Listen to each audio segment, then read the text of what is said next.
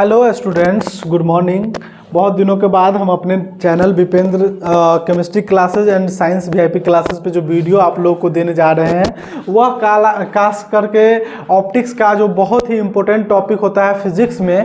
मतलब फिज़िक्स से जो है आप लोगों को आसानी से फिज़िक्स में यदि हम देखते हैं तो फिज़िक्स में यदि 14 नंबर आप लाना चाहते हैं 14 मार्क्स, तो 14 मार्क्स आपको आसानी से आ जाएंगे ऑप्टिक्स पढ़ने से। और ऑप्टिक्स में जो वीवीआई क्वेश्चन है, ऑप्टिक्स ही एक ऐसा विषय माना जाता है फिजिक्स में जिसमें आसानी से आप नंबर उठा सकते हैं, क्योंकि इसमें एक लिमिट क्वेश्चन होता है। मान लीजिए कि आप 14 से 15 क्वेश्चन को तैयार करते हैं तो 14 से 15 नंबर आपको बिहार बोर्ड के बोर्ड एग्जाम में पक्के हो जाएंगे। और इससे फ़ायदा क्या है कि आप कम समय में अपने तैयारी को बहुत अच्छा कर सकते हैं। आप भी टॉप लेवल का तैयारी यदि करते हैं, यदि सोचते हैं, तो इस वीडियो को ज़रूर देखें। हमारे चैनल पर नए हैं तो हमारे चैनल को लाइक करें, सब्सक्राइब करें। तो हम दोस्तों देखते हैं कि हमारा जो ऑप्टिक्स होता है वो फाइनली 3 भागों में बांटा जाता है। हमारे जो ऑप्टिक्स होते हैं उसको 3 भागों में बांट दिए जाते हैं। पहला ऑप्टिक्स जो हम लोगों का होता है रे ऑप्टिक्स, जिसको हम ज्योमेट्रिकल ऑप्टिक्स कहते हैं। दूसरा ऑप्टिक्स जो हमारा होता है वेव ऑप्टिक्स, जिसको हम फिजिकल ऑप्टिक्स भी कह सकते हैं। और तीसरा ऑप्टिक्स हमारा होता है जिसे हम क्वांटम ऑप्टिक्स कहते हैं। तो हम लोगों को मुख्यतः 2 ऑप्टिक्स से काम है, क्वांटम ऑप्टिक्स का ज़्यादा डिस्कस नहीं किया जाता है। अब हम लोग जो ऑप्टिक्स को देखते हैं, ऑप्टिक्स का मतलब क्या होता है, नेत्र संबंधी या दृष्टि संबंधी।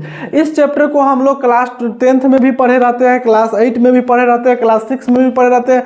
तो हम लोग बहुत सारा क्वेश्चन इसमें आसानी से जानते भी रहते हैं। लेकिन क्या उस चैप्टर को पढ़ के वहाँ से हमें नंबर यहाँ पर मिल जाएगा? तो नहीं, इसका सारा जवाब नहीं में आएगा, क्योंकि हम जो वहाँ तक पढ़ते हैं उससे अपर लेवल का यहाँ पर हम पढ़ते हैं। और बच्चे जो बहुत सारे बच्चे जो है कि तैयारी नहीं कर पाते हैं अच्छे क्वेश्चन। देखिए, एग्जाम में अच्छा नंबर लाने का मतलब ये है हमारा कि आप कितने अच्छे हैं ये जरूरी नहीं है, आप कितने क्वेश्चन सॉल्व कर रहे हैं और कौन से कौन क्वेश्चन अच्छे हैं ये जानना बहुत ज़रूरी है। तो चलिए, सबसे पहले जो हम आपको पहला क्वेश्चन आपको बताएंगे वो हम बता रहे हैं क्रिटिकल एंगल। क्रिटिकल एंगल, तो क्रिटिकल एंगल क्या होता है? क्रिटिकल एंगल जो होता है कि हमारा एंगल ऑफ इंसिडेंट जब 90 डिग्री हो जाते हैं तो उसको हम लोग क्रिटिकल एंगल कहते हैं, जो कि हम वीडियो बना चुके हैं हमारे चैनल पे। इसका वीडियो ऑलरेडी अपडेट है, आप जाके देख सकते हैं। दूसरा क्वेश्चन यदि हम बात करते हैं तो total internal reflection. Total internal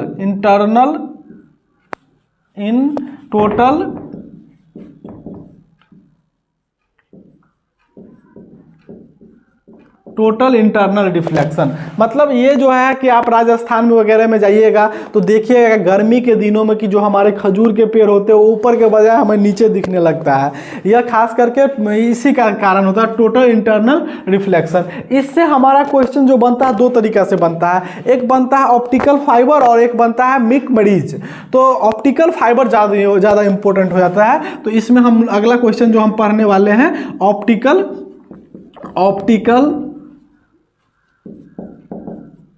fibre. Optical fibre में हम लोग इसके यूज भी पढ़ सकते हैं। ऑप्टिकल फाइबर का यूज 2 चीज़ में बहुत ज़्यादा किया जाता है। पहला कम्युनिकेशन सेक्टर में, मतलब मोबाइल का जो नेटवर्क होता है उसके लिए, और दूसरा यूज इसका मेडिकल में होता है। मेडिकल के सेक्टर में जो सर्जरी होता है उसमें एक पतला सा पाइप डाल के। ऑप्टिकल इंस्ट्रूमेंट का बनावट इस तरह का होता है कि वह बहुत आसानी से इस तरफ का जो रिफ्लेक्टिव इंडेक्स होता है उस तरफ हम भेज सकते हैं। जैसे कि इसका बनावट का बात करेंगे तो इस तरह से रहेगा, और इसमें यदि हम मान लीजिए एक पाइप की तरह रहता है, ऑप्टिकल फाइबर एक पाइप की तरह रहता है। इसमें यदि हम भेजें यहाँ पर तो इसका जो मटेरियल इस तरह का रहता है, रिफ्लेक्टिव इंडेक्स इधर से चेंज कर दिया, फिर इधर हो गया, फिर इधर हो गया, फिर इधर हो गया। मान लीजिए ऐसे करते करते ये बाहर निकल जाता है, मान लीजिए बाहर निकल गया। तो इस तरह का डायग्राम बनाना रहता है ऑप्टिकल फाइबर में। तो ऑप्टिकल फाइबर में यूज का भी बात आता है। मान लीजिए कि यूज के लिए हम क्या करेंगे, तो यूज इसका 2 यूज है। तो चलिए, ऑप्टिकल फाइबर भी 2 नंबर का ही इंपॉर्टेंट क्वेश्चन है आप लोगों को, और इसका भी वीडियो हम अपने चैनल पे पहले से ही डाल चुके हैं। और आप लोग यदि इंटरेस्टेड है तो उसको जाके देख सकते हैं। हम इस वीडियो के लिंक सारा ऑप्टिक्स का जो हम एक प्लेलिस्ट डाल देंगे, एक प्लेलिस्ट तैयार हो जाएगा। जो क्वेश्चन हम लिख रहे हैं ये सारा क्वेश्चन आप हमारे चैनल पर नए हैं तो जाके देख सकते हैं। अगला क्वेश्चन जो है 5 नंबर के लिए हम लोग जो देखते हैं तो वो हो जाता है हमारा लेंस मेकर इक्वेशन।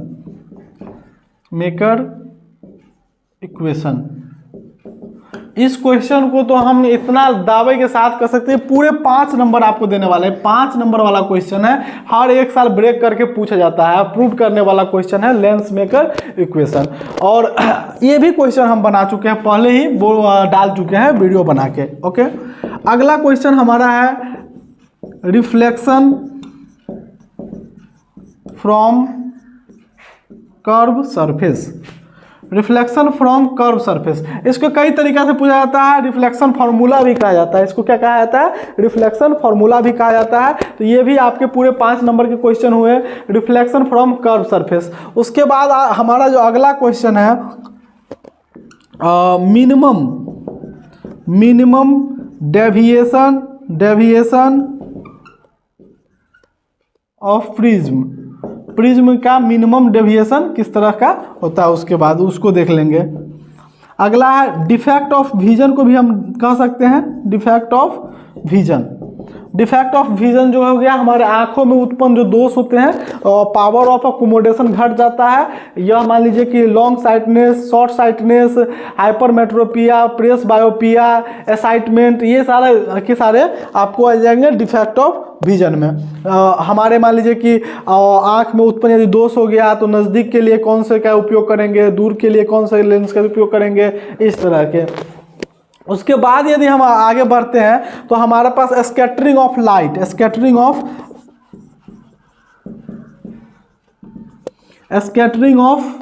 लाइट, मान लीजिए प्रकाश की प्रकीर्णन कैसे होती है। मान लीजिए कि जब हम एक प्रिज्म से होकर श्वेत लाइट को भेजते हैं तो 7 कलर में डिफेक्ट हो जाता है। तो उन सारे बातों को हम स्कैटरिंग ऑफ लाइट में हम लोग पढ़ लेते हैं। मान लीजिए रेनबो क्या होता है? रेनबो से तो वैसे इसका ज़्यादा क्वेश्चन नहीं उठता है, लेकिन फिर भी रेनबो का जो एंगल होता है उसके बारे में पूछ देता है। 72 डिग्री का एंगल होता है maximum angle, minimum angle 44 degree का होता है। तो रेनबो किस तरह से रेनबो बन पाता है, रेनबो किस तरह से बन पाता है, उसके बारे में भी। मान लीजिए कि हमारा जो रेनबो एक अच्छा एग्जाम्पल भी है स्कैटरिंग ऑफ लाइट का। उसके बाद हमारा अगला क्वेश्चन जो आ जाता है कि why the sky appear reddish during the sunrise and sunset. Why the sky appear reddish? Why the sky appear reddish during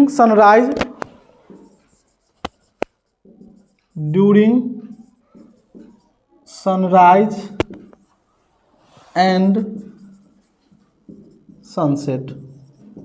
तो हेलो दोस्तों, हमारा जो ये टोटल 9 क्वेश्चन हो चुका है। हम आप लोगों को इसमें 10 क्वेश्चन से ज़्यादा इसमें हम आप लोगों को नहीं बताने वाले। 10 क्वेश्चन यदि अभी तैयार कर लेते तो इसमें आपको अच्छे नंबर आ जाएंगे। तो पहला हमारा हो गया क्रिटिकल एंगल, दूसरा हो गया टोटल इंटरनल, तीसरा हो गया हमारा ऑप्टिकल फाइबर, चौथा हो गया हमारा मान लीजिए कि लेंस मेकर इक्वेशन, पाँचवा हो गया हमारा रिफ्लेक्शन फ्रॉम कर्व सरफेस, छठा हो गया हमारा मिनिमम डेविएशन ऑफ प्रिज्म, 7वां हो गया हमारा डिफेक्ट ऑफ विजन, 8वां हो गया हमारा स्कैटरिंग ऑफ लाइट, और 9वां क्वेश्चन हमारा हो गया रेनबो, और 10वां क्वेश्चन हमारा हो गया why the sky appear reddish during the sunrise and sunset. इस क्वेश्चन को हम इस तरह से डील कर सकते हैं कि सूर्योदय और सूर्यास्त के समय हमारा सूर्य रक्ताभ दिखता है, क्यों? तो रेड कलर का जो सबसे ज़्यादा वेवलेंथ होता है, करीब 7500 एंगस्ट्रम, तो ज़्यादा वेवलेंथ होने के कारण इससे एक क्वेश्चन और बन जाता है कि मान लीजिए कि सिग्नल में हम रेड कलर का ही उपयोग क्यों करते हैं। रेलवे का सिग्नल हो गया या कोई सिग्नल हो गया, उसमें हम रेड कलर का उपयोग करते हैं। तो इस क्वेश्चन से ही हम उसका भी आंसर लिख सकते हैं during the high wavelength of red colour, so because use the signal red. इसी तरह से why the sky appear reddish during the sunrise and sunset. अब हम थोड़ा अगला देख लेते हैं वेब ऑप्टिक्स में। अगला हम वेब ऑप्टिक्स में हम आते हैं। हमारा ये फिजिकल ऑप्टिक्स था, तो वेब ऑप्टिक्स में जो हम सबसे पहले क्वेश्चन आप लोगों को बता दें, ब्रेविस्टर लॉ।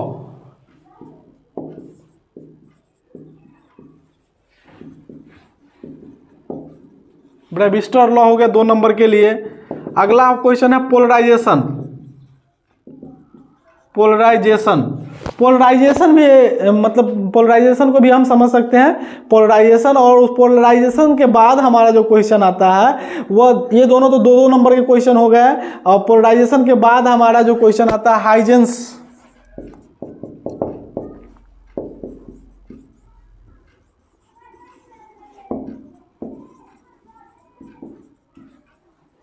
हाइजेंस वेव थ्योरी 2 तरीका से होता है।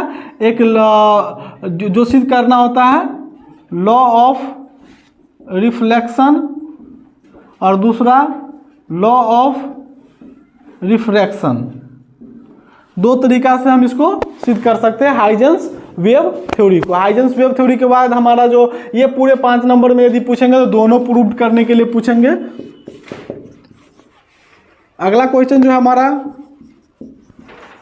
यंग्स डबल स्लिट एक्सपेरिमेंट, इसको शॉर्टकट में YDSE, Young's double slit experiment. Young's double slit experiment से भी हम ले सकते हैं, अच्छा से क्वेश्चन इसमें हम डील कर सकते हैं। ये दोनों क्वेश्चन एक ना एक साल गैप करके पूछता है, तो देख लीजिएगा कि पिछले साल यदि ये दोनों क्वेश्चन नहीं पूछा होगा तो आपको ये क्वेश्चन देखने के लिए 100 में से 110% मान लीजिए कि 5 नंबर में मिल जाएगा। इस दोनों क्वेश्चन को हम इतना इंपॉर्टेंट 110% इंपॉर्टेंट करके चल रहे हैं। अगला क्वेश्चन जो हमारा आ रहा है वह हमारा ऑप्टिकल इंस्ट्रूमेंट से रिगार्डिंग है, कंपाउंड माइक्रोस्कोप। कंपाउंड माइक्रोस्कोप और टेलीस्कोप में चले जाते हैं तो हमारा अगला क्वेश्चन हो जाता है एस्ट्रोनॉमिकल टेलीस्कोप। द इंड मान लीजिए, यहाँ से ही इसको हम मान लीजिए कि द इंड कर लेते हैं। यदि इतना क्वेश्चन आप कर लेते हैं तो आपके लिए बेस्ट ऑफ लक है, बेस्ट ऑफ लक है। आपका बोर्ड एग्जामिनेशन के लिए एक भी क्वेश्चन छूटने वाला नहीं है। यदि आप क्लास 12th में इस बार बोर्ड एग्जाम देने जा रहे हैं 2023 में, तो आपके लिए बेस्ट ऑफ लक है। यदि आप इतना ही क्वेश्चन भी कर सकते हैं तो उसके लिए थैंक यू। जय हिंद।